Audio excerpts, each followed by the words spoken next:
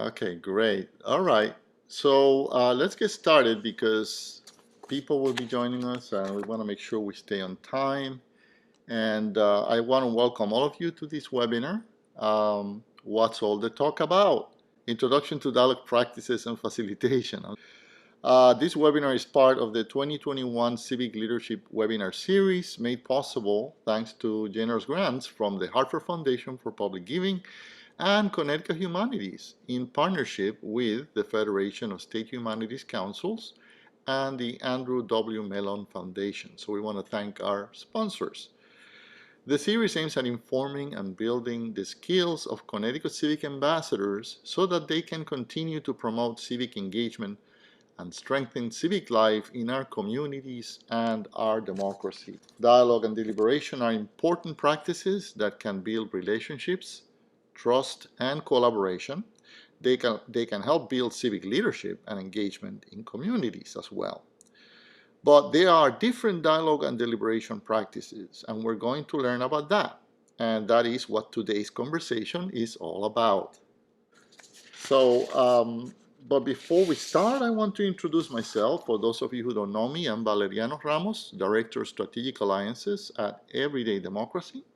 And I also want to welcome my colleague and our trainer today, Matthew Sagacity Walker. Sagacity, smile. Okay, let me start with a simple question. How many of you have participated in a dialogue? Please raise your hands. Any kind of dialogue, okay? All right. And can anyone tell me what that dialogue experience was like for you? Very briefly. Anyone? Feel free to unmute. What was that experience like? Mark Hughes has his hand up. I don't know if you wanted to share. I was just saying, just noting that I had been in dialogue. Oh, okay. And since you asked, normally being in a dialogue is a good experience. It's nice to be able to express yourself and have someone that listens to people's opinions. So generally, I enjoy dialogues. That's great. Thank you, Mark. Anyone else wants to share? What was that experience like? Steve? The thing, Val, for me, is that it gave me opportunity to speak to people that have issues, that have views on issues that are very different than mine, done in a respectful way. Wonderful, wonderful, Stephen. That's so important, and that brings us, of course, to to what the difference is between a conversation and a dialogue, right? Because you can have conversations with anyone every single day. You have conversations with your family, friends, and colleagues. But dialogue is a more structured way of having a conversation, right? And so this definition is from Essential Partners, and they mention that dialogue creates spaces that are safe enough for participants to express what is most important to them. Dialogue invites deeper depths of meaning while getting to the heart of the matter, right? And let me ask you this. When you're having a dialogue, is there room for emotion in a dialogue? Anyone? Is there room for emotion? Yes. Right, absolutely. And some people think no, because people get too loud and emotional and but if there is a good facilitator, that person is trained to be able to manage emotions in the room and encourage people to express themselves and why their emotion is present. And so Essential Partners thinks that emotions in dialogue, as anywhere else, are an expression of meaning, right? They rise up when something important in the person is moved, when an identity, experience, relationship, value, or commitment is engaged. We cannot assume what a given expression of emotion means. Rather than hemming emotion in by reason, we are in fact inviting deeper emotional expressions. Of course, and that's important to say, that you need to have a facilitator that can manage in some occasions when emotions can get out of hand, because that can happen. But a trained facilitator can help us do that, right? So there's also, you may have heard the term deliberation, right? And many times you see the two terms used in conjunction, right? So dialogue and deliberation are two different things, and this is a definition from the National Coalition for Dialogue and Deliberation. Can anyone read that for me, please? Ruth. Dialogue increases understanding, builds trust, and enables people to be open to listening to perspectives that are very different from their own. Wonderful. Thank you, Ruth. And that is, in fact, what Stephen said earlier, right?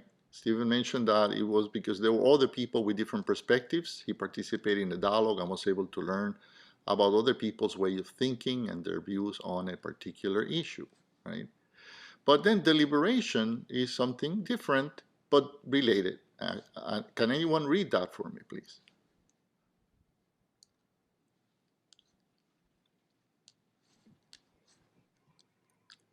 Siobhan has her hand raised. Yes, Shaban.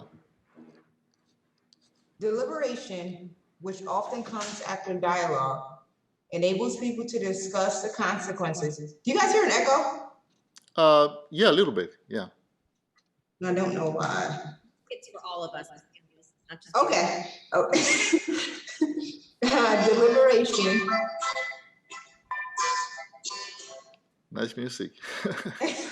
Deliberation, which often comes after dialogue, enables people to discuss the consequences, costs, and trade-offs of various policy options or actions, and to work through the competing values that tough decisions require us to grapple with.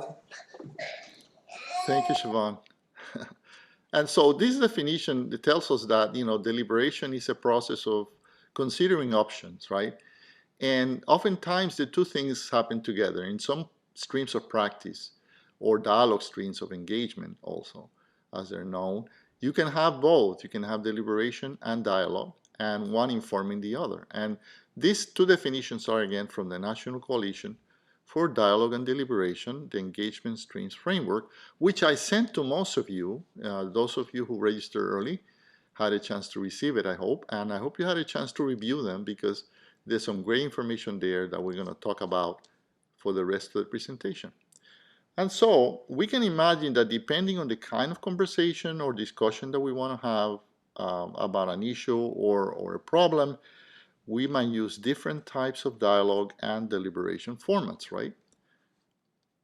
That is, in fact, what the NCDD tells us. And in 2014, they came up with this interesting framework, which I'm talking about, the streams of practice or engagement.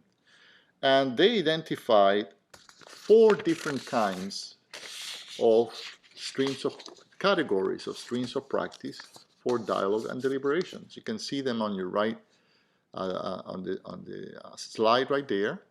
And the first one is exploration, right? And through it, people learn more about themselves, right, their community and or an issue, and perhaps they can also come up with innovative ideas drawn from the dialogue. So these types of dialogue practices, and there's some of them mentioned there, right? World Cafe, Open Space, Socrates Cafe, Bomb Dialogue, etc. Those are examples of the kinds of dialogue practices that are best suited for exploring an issue or a problem, right? Where they can learn about themselves, the issue, and also, in some cases, come up with innovative ideas, right? The second one is conflict transformation, right? And you can see there, the conflict transformation is helps us address specific conflicts among individuals and groups, right? The key here is to build greater understanding of each other's position and find common ground. So it involves exploring, but it also addresses specific areas of conflict and how to find common ground through them. And some of those models or modalities are there, included there: sustained dialogue, victim-offender mediation, right? Compassionate listening, etc. There are several others, but those are some of the ones that are listed in that framework. The next one is decision making. Through these kinds of dialogues, people gain a better understanding of an issue and are able to explore possible outcomes. They are then able to make decisions that are rooted in some kind of common ground. So they involve, of course, conversation. They may involve even some deliberation processes because, of course, some deliberation processes lead to decision making. And so these are some of them. Citizen jury, and some of you may have heard about those. National issues forums, that's a major one, and many universities in the United States promote these kinds of dialogues on different issues. And deliberative polling is another way. And of course, the idea behind this is that you have choices, right? You're able to explore different kinds of choices, and through conversational learning, you're able to then make a decision as to which choices you want to use. So it could be a decision or policy, anything related to policy or public knowledge, or how to improve an understanding of the issue, right? And then finally, there is collaborative action. And the collaborative action allows people to tackle complex problems and take responsibility for solutions they come up with, right? And some of them are the appreciative inquiry, future search, and of course, study circles. And I'm going to invite my colleague Sagacity later to talk about study circles, because that is also known as dialogue to change, which is the modality that we use at Everyday Democracy. So we'll have a chance to explore these more, but are there any questions so far about any of these? Any questions? Feel free to unmute and ask the question.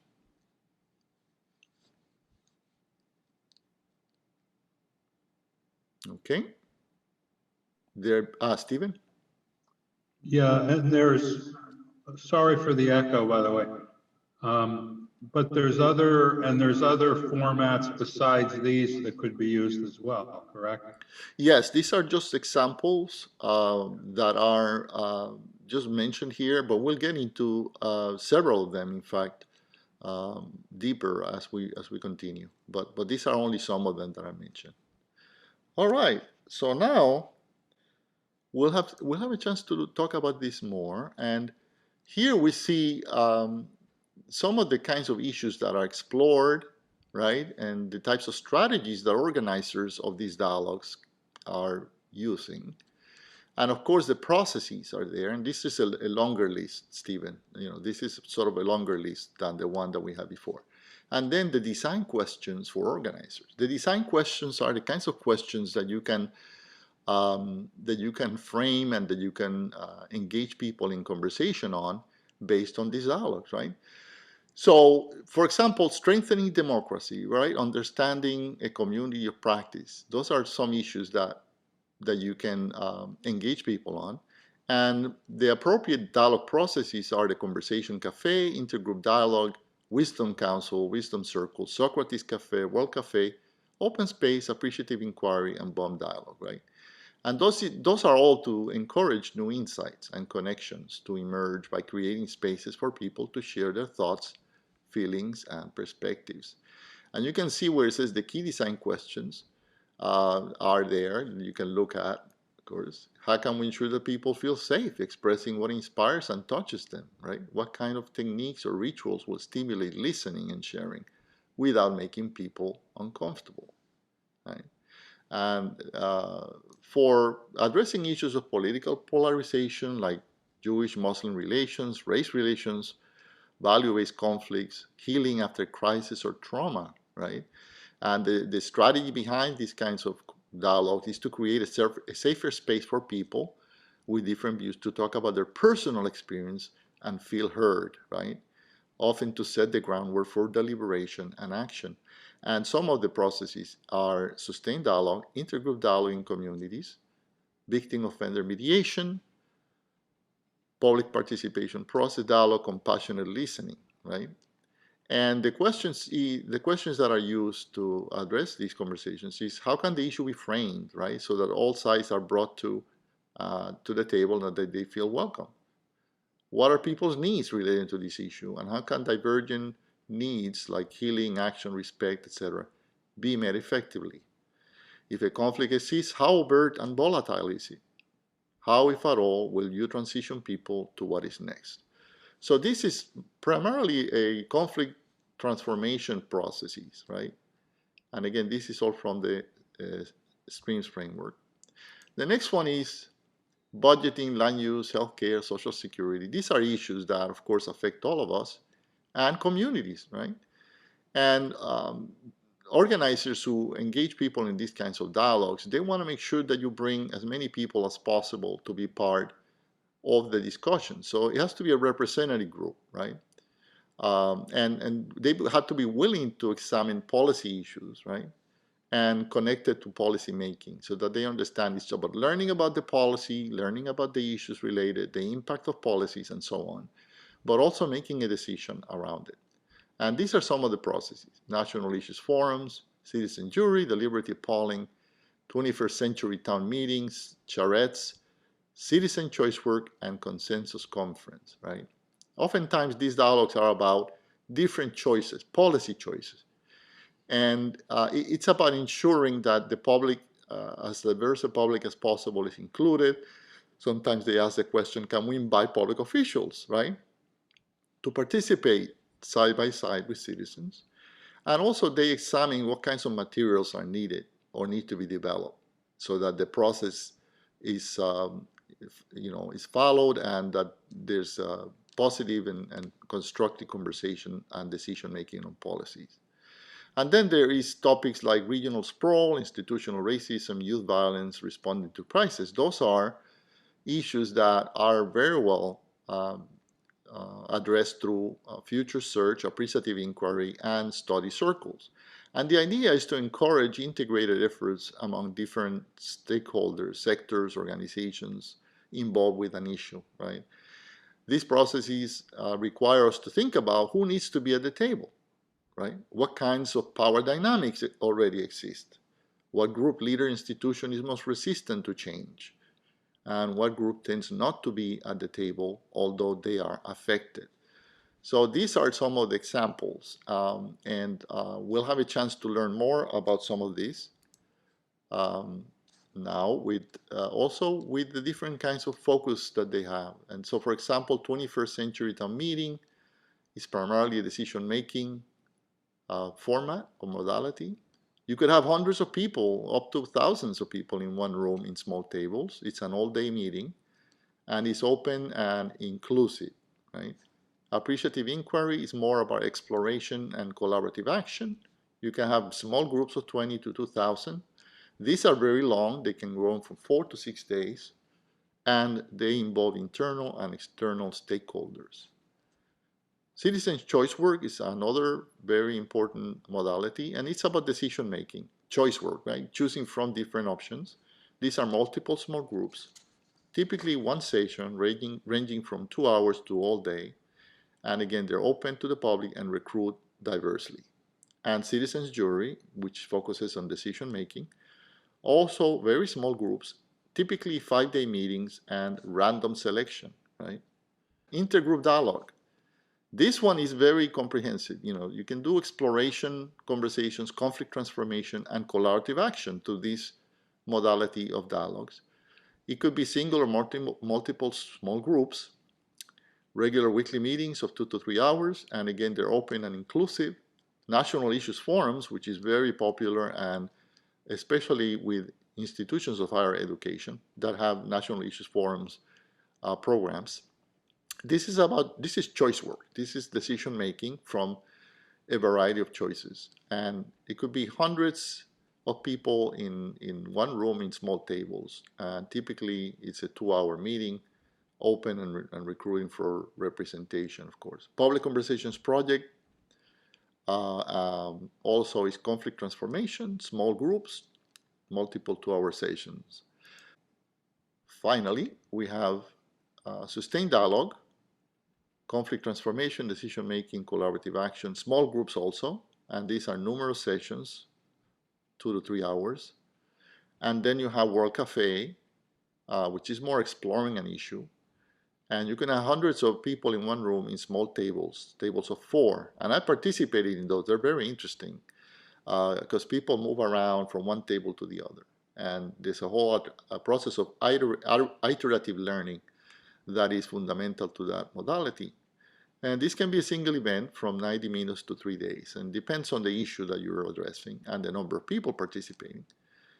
And then finally, my favorite one, and I know it's Sagacity's favorite one also, study circles or dialogue to change. That is the modality or approach that we use at Everyday Democracy.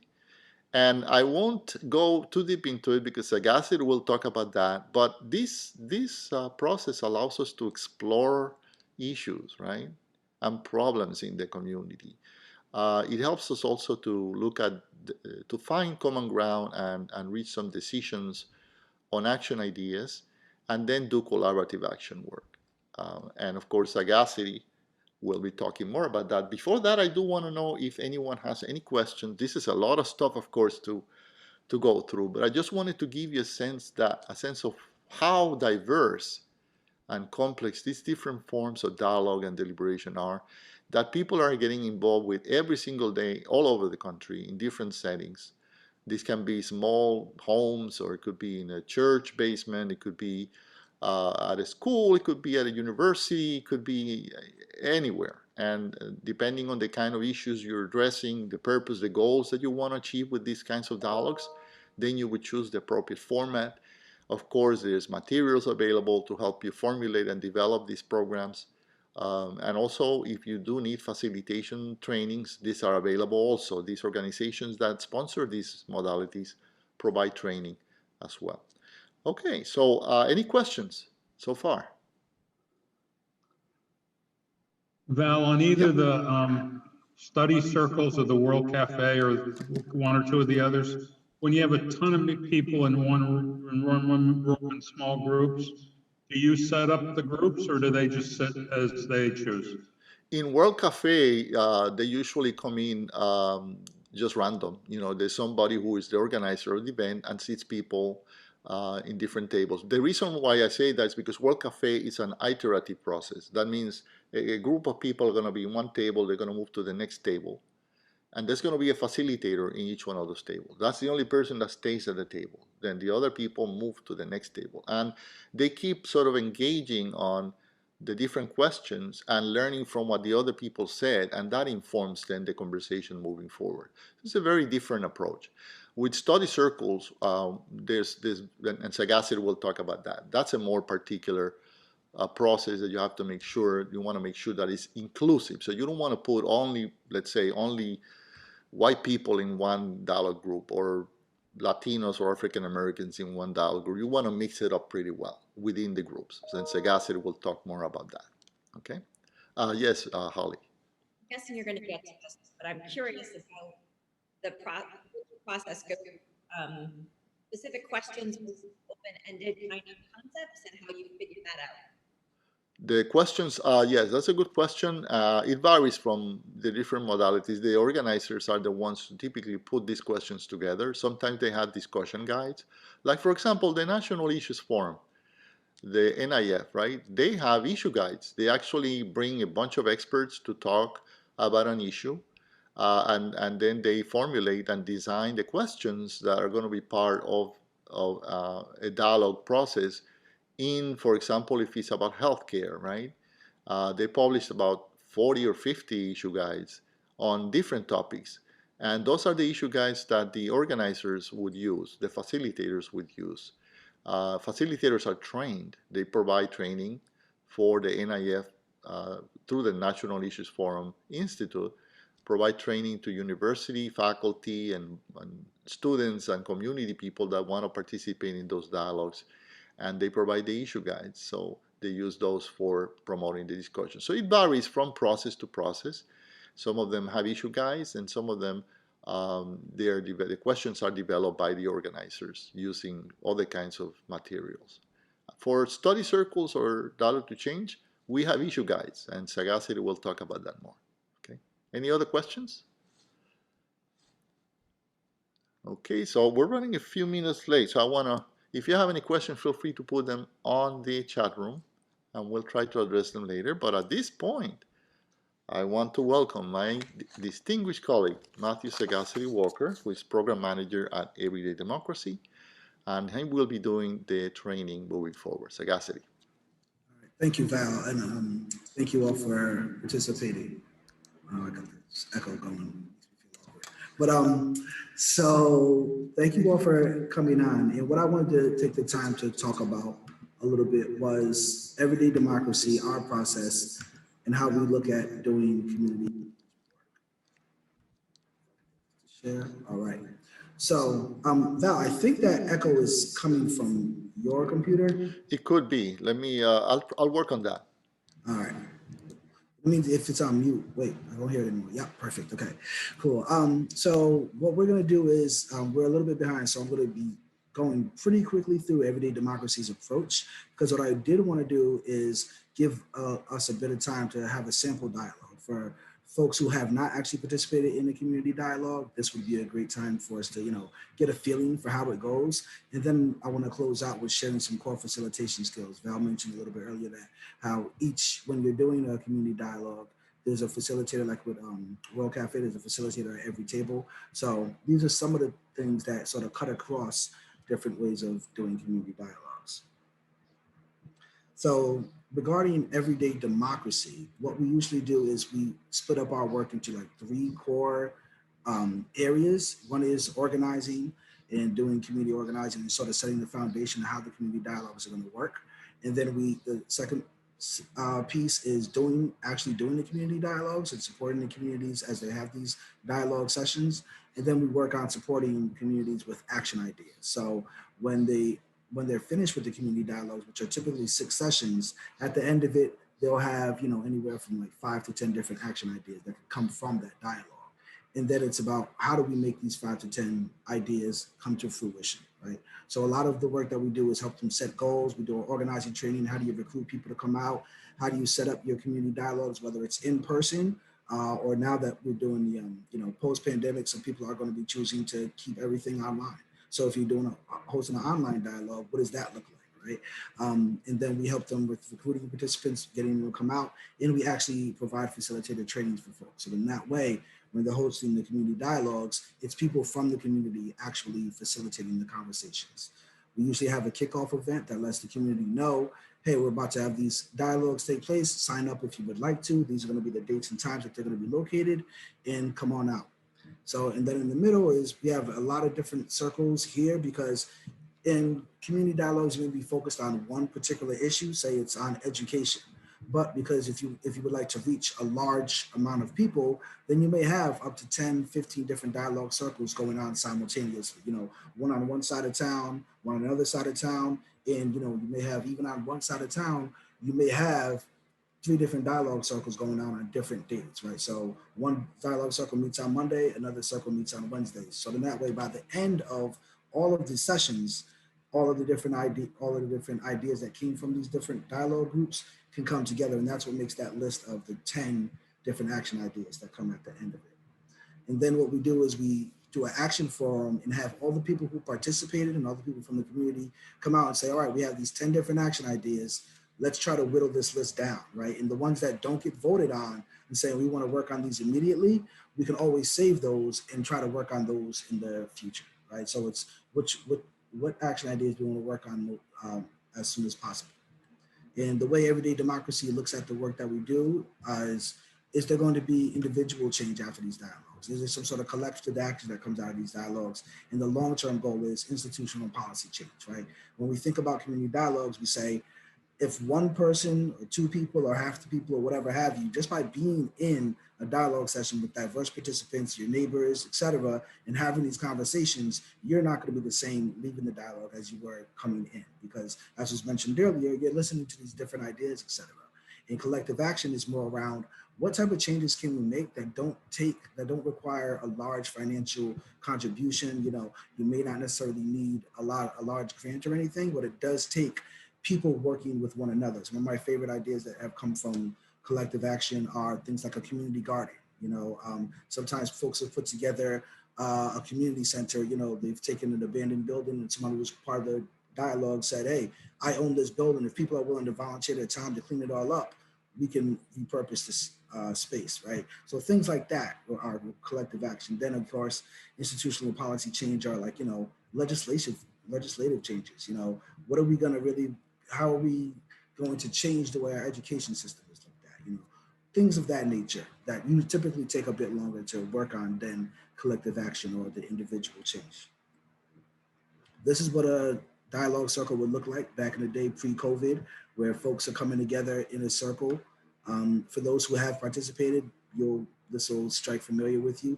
Typically, we like to keep our dialogue circles small. You don't want any more than 10 to 12 participants. The way I think of it is the ideal classroom size, because when any larger, then some people will be more quiet and they can, sit in the back, so to speak, and not share their voice. But since we want to hear from everybody as much as possible, we want to keep the dialogue size pretty small. 2 hours a week for 6 sessions. We try not to keep people for too long, and we try to make sure that if you're participating in the dialogue, we're respecting your time and understanding that people have lives. We call ourselves everyday democracy because we like to reach out to everyday people, and we totally understand that we have a lot of different responsibilities to juggle. And we always focus on some sort of critical public issue, right? Everyday Democracy as an organization, and when we work with communities, we like to make sure that whatever the issue is, the topic of the dialogues, it's something that the people something that will really resonate with the people, not something that we're saying, hey, you all need to discuss this topic, and then we go in talking about whatever we think is important. It's about what the community thinks is important. And then another big piece of it is making sure we have diverse participants and diverse opinions, because with that, then we're able to make sure that we're having as many different perspectives as possible within one dialogue circle. So if you have 12 people, you want as much diversity in there, male, female, other forms of gender expression, race, age, all of that, because we want all those different types of voices represented in a dialogue circle. So I did want to stop there for a moment and see if there's any specific questions around everyday democracy and how we work before we move on and get to the sample dialogue. How do you think? I see a question here from Holly. How do you figure out what the community thinks is important? Thank you for that. Great question. That's usually done by whoever's organizing the dialogue, right? So they may say, there's some issues in the education system we want to address. They may say, we have racial equity issues going on, things of that nature. And then they'll start to just reach out to people in the community. Sometimes they do surveys, calling up people, bringing people together sometimes in small settings to ask them, what do you all think is important? It's more of an information gathering technique, and how they do that could be in many different ways. But really the community organizers come together and say, all right, what do folks want to talk about? And from that list, they'll see if there's any patterns or any themes that come up, continuously, and that'll be what we focus our community dialogue. It's a great question. Anything else?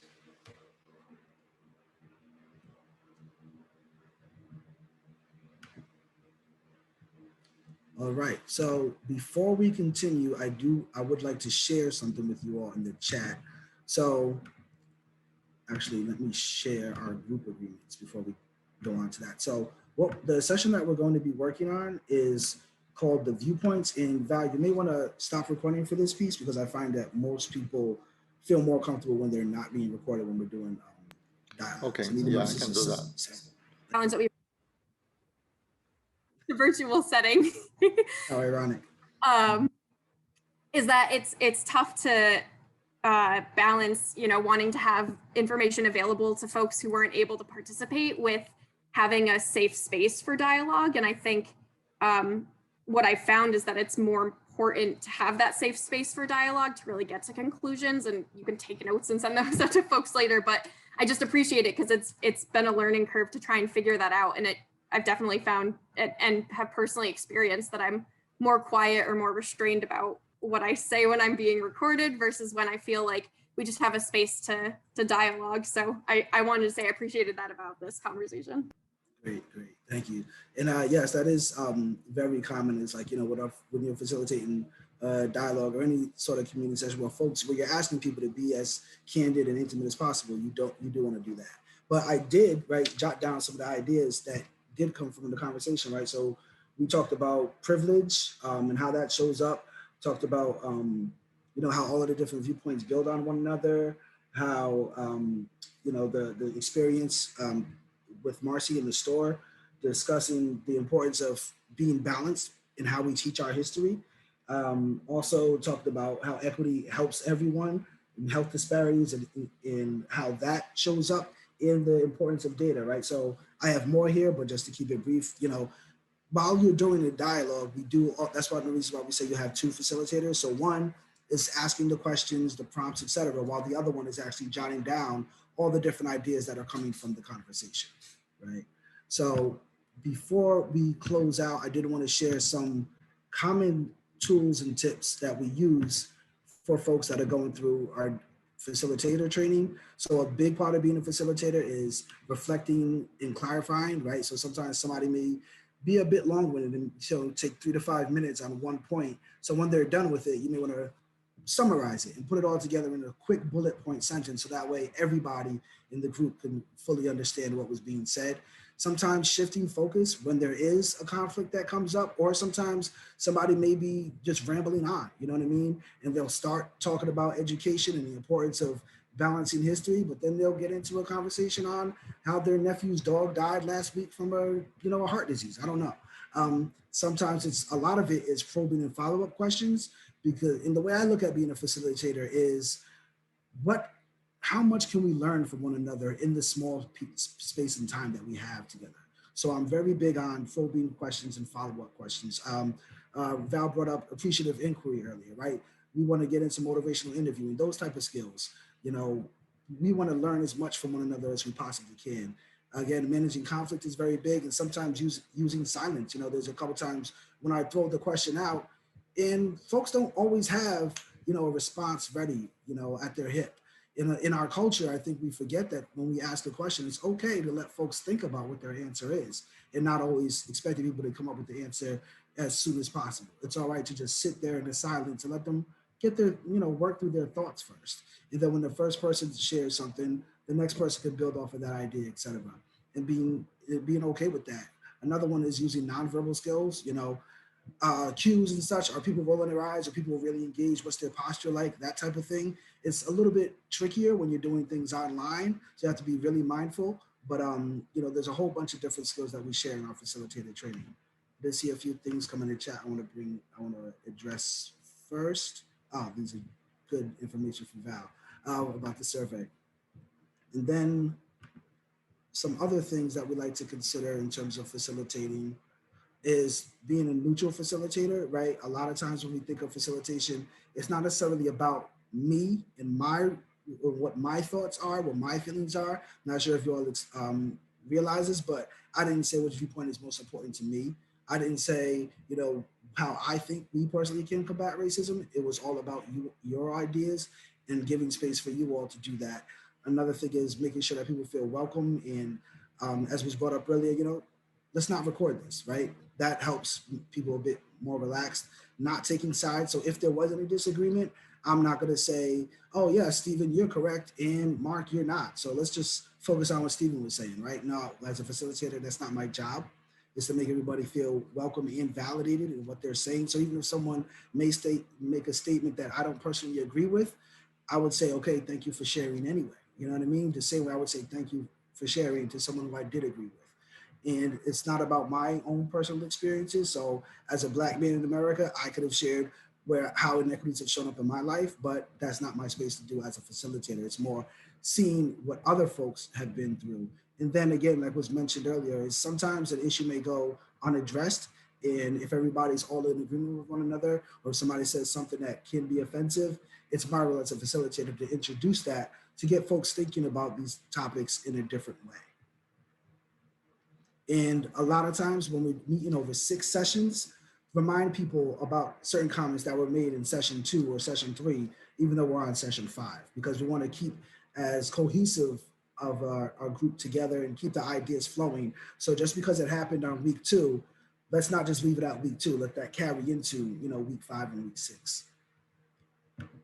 See a couple other things in the chat. All right. So that's pretty much what we like to do in terms of facilitating. And that was all I had to share with you all. But before we begin to wrap, any other thoughts, questions about the dialogue to change process, how everyday democracy uses the dialogue to change process, how we partner with communities, et cetera?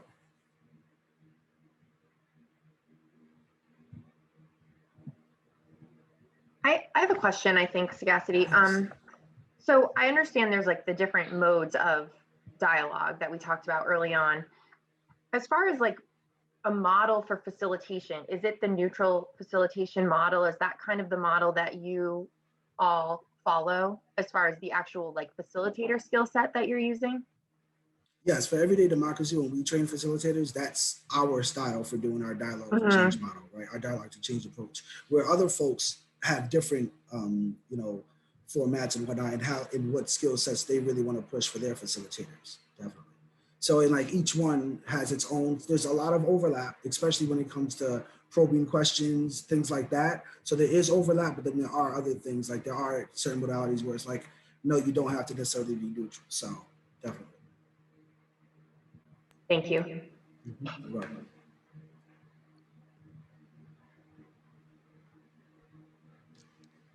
Anything else? I just want to make sure I give you all a chance before I turn it back over to Val. Going once, going twice. All right, thank you all for participating. Thank you for having me. That's wonderful. Thank you, Sagacity. Please join me in thanking Sagacity, your trainer. You know, if you have any questions, feel free to post them in the chat room, and we'll look at them and we send you an email with any responses. But thank you, Sagacity, for really an outstanding session. Thank you. And before we adjourn, I want to again thank the co-sponsors, the Hartford Foundation for Public Giving and Connecticut Humanities and its funding partners for supporting this program.